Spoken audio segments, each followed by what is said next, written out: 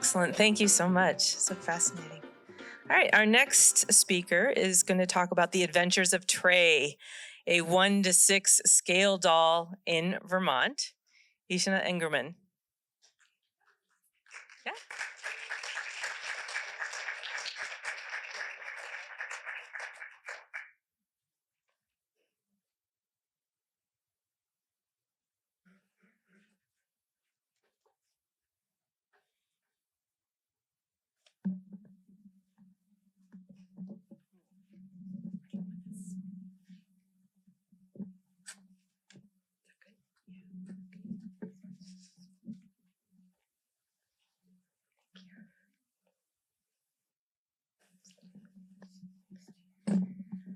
Can you hear me?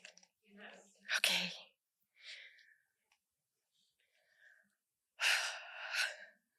Yeah. Welcome to my story within a story within a story. Let me introduce you to Trey. I got this 12-inch doll as a sweater model. I wanted to borrow my daughter's doll to measure him for a knit sweater, and she said, "No, Mom, get your own doll." So I got this doll. I decided to repaint his face, so he is now one of a kind. I quickly learned how to make doll sweaters from socks and to paint monotone plastic doll shoes to make them look more like the real thing. My nature photography took a whole new angle. My daughter made Trey a backpack, and I got him a dog. I created an Instagram account to document the unfolding story. I took Trey to some local shops and started building his character.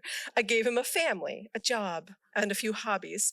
I started making food out of polymer clay and acrylic paint and discovered that one can purchase 1-to-6 scale phones and laptops.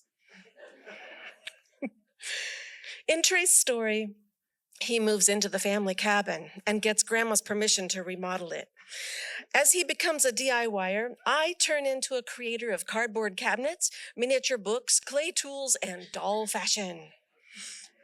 The crock on the left was an ibuprofen bottle, and the triple baguette pan was originally homeopathic vials. More recycled cardboard, paint, and glue. I love masonry heaters, so Trey gets permission to build one. I called up the North American expert on cachalofins and asked for some support and advice to create this miniature. Trey's character starts to share his life on Instagram.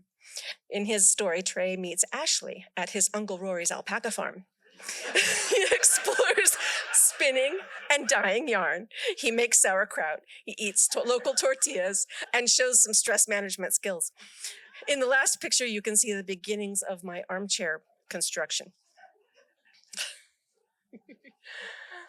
I gave each doll a personality and a backstory. Whoops. Help. Where are we? Oh, Trey makes some friends. Okay. Trey makes friends. I decided to make them all musicians. And Trey's invited to join a band. I gave a pink plastic Barbie fiddle a few coats of paint and challenged myself to learn how accordions were made. On the bottom left, you can see my first instruments, the flat washboards. Then I tried to my hand at a couple of drums. I used vellum for the hide. I created the movable accordion from paper, wire, and paint. As Trey begins rehearsing, I learn about hosting events on Instagram for the international doll community. Trey invites the Instagram dolls to an annual harvest barn dance. I hosted this event 2 years in a row and hope to do it again. Many doll collectors and storytellers participated in the dances, and it was a lot of work and a lot of fun. Winter in Vermont. I made the dolls some warm clothes and focused on cozy activities, more storytelling, and polymer gingerbread cookies. I gave each doll a personality and a backstory. Trey and his friends are a wholesome bunch. And all my little stories revolve around creating solid friendships, work, family, food, the seasons, and helping those in need. Let me tell you one of these stories. Trey discovers an old trunk out in the shed.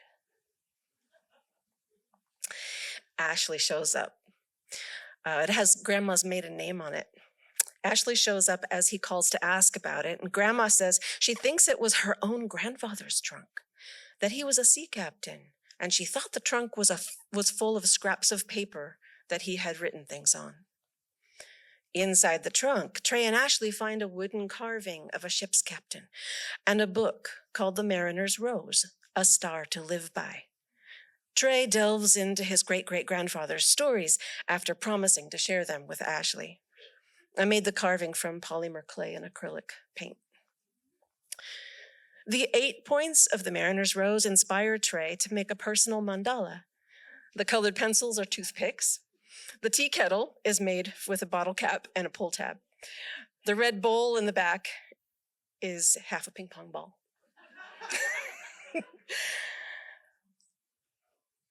Ashley wanted to participate, but she isn't an artist. I created a journal for her and then spent hours finding and cutting out the perfect words and images for her from papers and magazines. And there you can see the polymer clay sculpting process. Each of the 8 points of the star represents different aspects of life. I spent a whole year slowly developing Trey and Ashley's characters by juxtaposing their different takes on Trey's great-great-grandfather's work.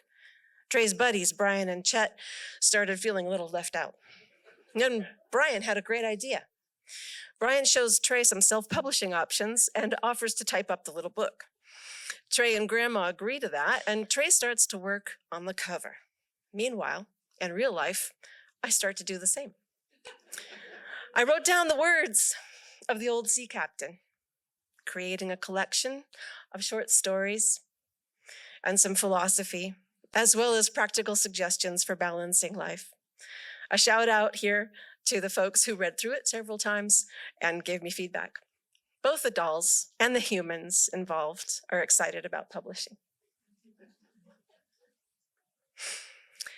There are many crafters who enjoy making things for their dolls. Some folks were interested in my work, so I made a PDF for a 1:6 scale mandala and a miniature book. For the covers of the human-size version, I printed out a stock photo of leather on some cardstock and added several coats of acrylic paint. If you enjoy my photography, my miniatures, or my storytelling, I invite you to follow Trey on Instagram at @agreenmountainken. Thank you.